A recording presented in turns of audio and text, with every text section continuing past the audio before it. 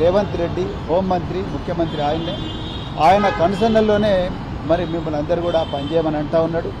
రాజకీయ ప్రత్యర్థుల మీద ఆయన ప్రతీకారం తీర్చుకుంటా ఉన్నాడు, దానికి సిట్టును వాడుకుంటున్నాడు అని చెప్పేసి చాలా క్లియర్గా నేను మరి పోలీస్ అధికారులకు కూడా చెప్పడం జరిగింది. అదేవిధంగా మరి తెలంగాణలో కాంగ్రెస్ పార్టీ అధికారంలోకి వచ్చినప్పటి నుండి విచ్చలవిడిగా ఫోన్లు ట్యాప్ చేస్తూ ఉన్నది. చివరికి వాళ్ళ క్యాబినెట్ మంత్రుల ఫోన్లు హ్యాక్ చేస్తూ ఉన్నాడు రేవంత్ రెడ్డి అని కూడా సిట్ అధికారులకు నేను రాతపూర్వకంగా ముఖ్యమంత్రి రేవంత్ రెడ్డి గారి మీద కంప్లైంట్ కూడా సిట్ అధికారులకు ఇవ్వడం జరిగింది. నేను సౌత్ ఫస్ట్ పోస్టులో వచ్చినట్టుగా నేను ఆ ఎవిడెన్స్తో సహా సిట్ అధికారులకు ఈ కంప్లైంట్ ఇవ్వడం జరిగింది. రేవంత్ రెడ్డి గారు ఫోన్లు ట్యాపే కాదు, మరి డార్క్ వెబ్లో అత్యంత ఆధునిక అత్యంత ఖరీదైన సాఫ్ట్వేర్ టూల్స్ వాడుతూ తన ఓన్ మంత్రుల మొబైల్ ఫోన్లను హ్యాక్ చేస్తూ ఉన్నారు. ప్రతిపక్ష నాయకుల మొబైల్ ఫోన్లు కూడా హ్యాక్ చేస్తూ ఉన్నారు. మిగతా బిజినెస్ మెన్ల మొబైల్ ఫోన్లు కూడా హ్యాక్ చేస్తూ ఉన్నారు అనేది పూర్తిగా సౌత్ ఫస్ట్ పత్రిక రాసింది. దీని మీద కూడా పూర్తిగా ఎంక్వైరీ చేయాలి. ఆ మంత్రులను మీరు సిట్ ఆఫీస్కు పిలిపించాలి. వాళ్ళ ఫోన్లు కూడా మీరు ఎగ్జామిన్ చేయాలి. వాళ్ళ ఫోన్ల మీద కూడా ఫోరెన్సిక్ ఎగ్జామినేషన్ చేయాలి. వాళ్ళ ఫోన్లలోకి ఏ విధంగా మరి సాఫ్ట్వేర్ మాల్వేర్ పంపించిన విషయాల మీద కూడా పూర్తిగా ఎగ్జామిన్ చేయాలని చెప్పేసి కూడా నేను సిట్ అధికారులను కోరడం జరిగింది.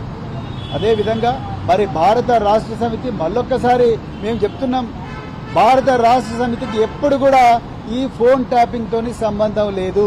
కేసీఆర్ గారు ప్రజలను నమ్ముకొనే మరి ప్రజల గొంతుకై తెలంగాణ తీసుకొచ్చిండ్రు. ఆ 10 సంవత్సరాలు తెలంగాణ ప్రజల ప్రయోజనాలు దృష్టిలో పెట్టుకునే పరిపాలన చేసినట్టు తప్ప పోలీసుల మీద ఆధారపడి ఎక్కడ కూడా మరి పరిపాలన చేయలేదన్న విషయం స్పష్టంగా నేను సిట్ అధికారులకు చెప్పిన. ఒకవేళ ఎవరైనా అధికారులు తప్పు చేసి ఉంటే వాళ్ళ మీద యాక్షన్ తీసుకోండి అని నేను కూడా కోరిన. కానీ దీన్ని రాజకీయాలకు ముడిపెట్టకండి. రేవంత్ రెడ్డి ఆడుతున్న రాజకీయ చదరంగంలో సిట్ అనేది ఒక పావుగా మారకూడదని చెప్పేసి కూడా నేను క్లియర్గా రిక్వెస్ట్ చేసిన.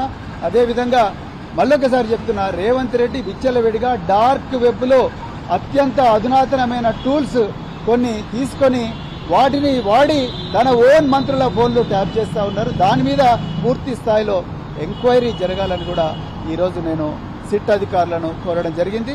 మరి వెంటనే ఈ కంప్లైంట్ ఒకటి కమిషనర్ ఆఫ్ పోలీస్ కూడా మేము తప్పకుండా ఇస్తాం.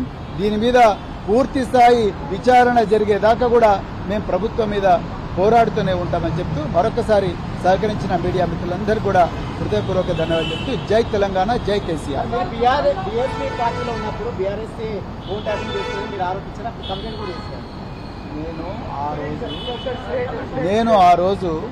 నేను నా phone state sponsored hackers tap చేస్తున్నారు అని చెప్పి నాకు యాపిల్ నుంచి మెసేజ్ వస్తే ఆ యాపిల్ నుంచి వచ్చిన మెసేజ్ ఆధారంగానే నేను నాటి కమిషనర్ ఆఫ్ పోలీస్ గారికి నేను కంప్లైంట్ ఇవ్వడం జరిగింది. ఆ కంప్లైంట్ ఏమైందని చెప్పేసి నేను ఈరోజు సిట్ అధికారులు కూడా అడగడం జరిగింది. గతంలో బీఆర్ఎస్ పార్టీపై కూడా అనేక ఆరోపణలు కూడా నేను మళ్ళీ రిపీట్ చేస్తున్నా బ్రదర్, నేను మళ్ళీ రిపీట్ చేస్తున్నా.